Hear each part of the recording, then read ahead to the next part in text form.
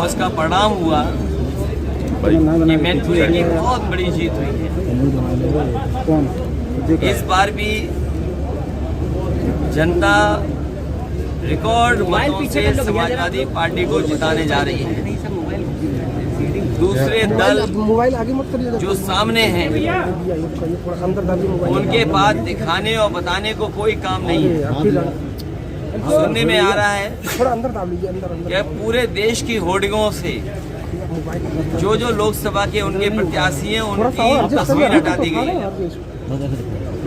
अंदर करो यार। जितने भी लोकसभा के प्रत्याशी हैं उनकी बड़ी बड़ी होर्डिंग पर तस्वीर गायब है।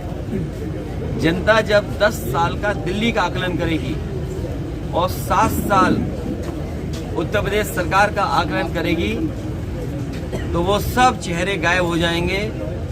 उत्तर प्रदेश से भारतीय जनता पार्टी का और देश की राजनीति से भारतीय जनता पार्टी का सफाया होने जा रहा है। महंगाई चरम सीमा पर इन्होंने पहुंचा दी। महंगाई इसलिए भी है कि कुछ लोगों को ये मुनाफा ज़्यादा कमाने दे रहे हैं।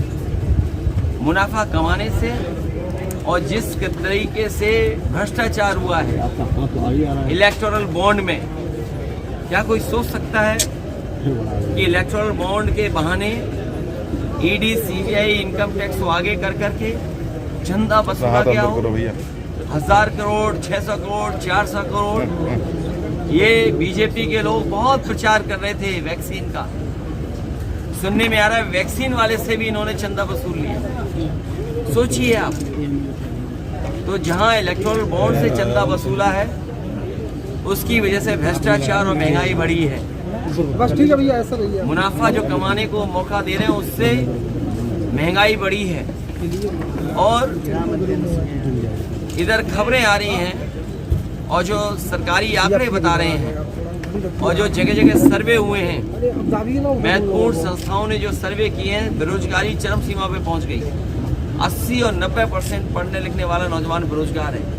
मुझे याद है कन्नौज का ब्रजेश पाल जिसने आत्महत्या कर ली और आत्महत्या करने से पहले उसने कहा कि मैंने इतनी पढ़ाई की, मेहनत की और डिग्री हासिल की। उसने अपनी डिग्रियां चला दी और कहा कि जिस डिग्री से मुझे नौकरी नहीं मिल सकती उस डिग्री का क्या फायदा। उसने आत्महत्या कर ली। जो लोग विश्व गुरु बनाना चाहते हैं उनकी सरकारों में किसानों ने 1 लाख आत्महत्या की। दिल्ली की सरकार जब से आई है 2014 से और अभी तक का अगर आप आंकड़ा देखेंगे एनसीआरबी का, 1 लाख किसानों ने आत्महत्या की। ये वही लोग हैं जो किसानों के लिए काले कानून ला रहे थे। अंतोगत्वा इन्हें कानून वापस लेने पड़े। हजारों किसान उसमें शहीद हो गए। किसान ये बात नहीं भूला है और किसान ये बात भी नहीं भूला है कि उसकी आय दोगुनी का वादा किया था। आज किसान की किसी फसल की आय दोगुनी नहीं है। फसल तैयार है, सरकार क्या रेट दिलवा पा रही है?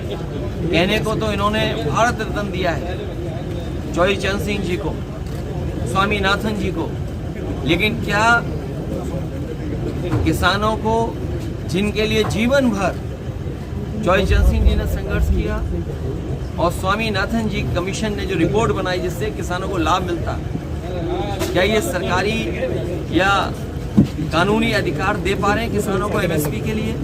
ये बड़े सवाल हैं और इनकी सरकार में तो हर परीक्षा लीक हो रही है। अभी तक 10 परीक्षाएं वो लीक हो गई हैं। जानबूझ करके इन्होंने नौजवानों से नौकरी छीनी है।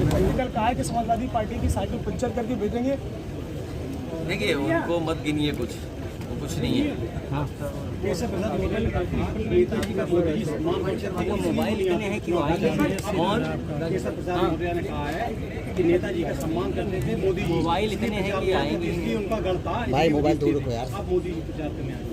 अरे खुशी की बात है। मोबाइल पीछे प्रधानमंत्री आप लोग पीछे मोबाइल क्या क्या काम यहाँ पर हुआ है, उन्होंने क्या क्या काम किया है। मोबाइल पीछे और सोचिए जब होर्डिंग से उन्होंने अपने सभी प्रत्याशियों का और जो चेहरा गायब कर दिया, तस्वीर गायब कर दी, वोट पड़ेगा तो एक तस्वीर है वो भी गायब हो जाएगी। भाई चश्मे वाले भाई पीछे आ जाओ यार। भैया मोबाइल थोड़ा आप भी पीछे कर लो यार। अरे ठीक कैसे है? मैं एक बार फिर प्रेस का धन्यवाद देता हूँ और मैं मैनपुरी की जनता से का धन्यवाद देता हूँ, आभार प्रकट करता हूँ और मुझे पूरा भरोसा है कि इस बार रिकॉर्ड मतों से समाजवादी पार्टी जीतने जा रही है। और जो प्रत्याशी हैं बीजेपी के, हमारे मैनपुरी के पत्रकार जानते होंगे, उन्होंने तो पहले ही कह दिया है, जब उनसे पूछा कि कौन जीतने जा रहा है, तो वो कह रहे इसमें यहाँ क्या बताना, यहाँ तो सपा जीतने जा रही है। सोचो, उसे प्रत्याशी बनाया जो पहले से ही सपा का समर्थक रहा है और सपा को जिताना चाहता है। तो ये बीजेपी वाले सपा को ही लगता है जिताना चाहते हैं। अभी नहीं तो कभी नहीं। एक मेरा सवाल है, आपके इंडिया अलायंस में एक पार्टी है, एक दल है जिसने कि ये कहा है अगर हम पावर में आते अगर तो जो इंडिया के जितने भी ऑटोमिक विद्यालय है वो हम कर दें। मुझे नहीं पता, मुझे नहीं पता। क्या ये बाकायदा अभी नहीं तो कभी नहीं।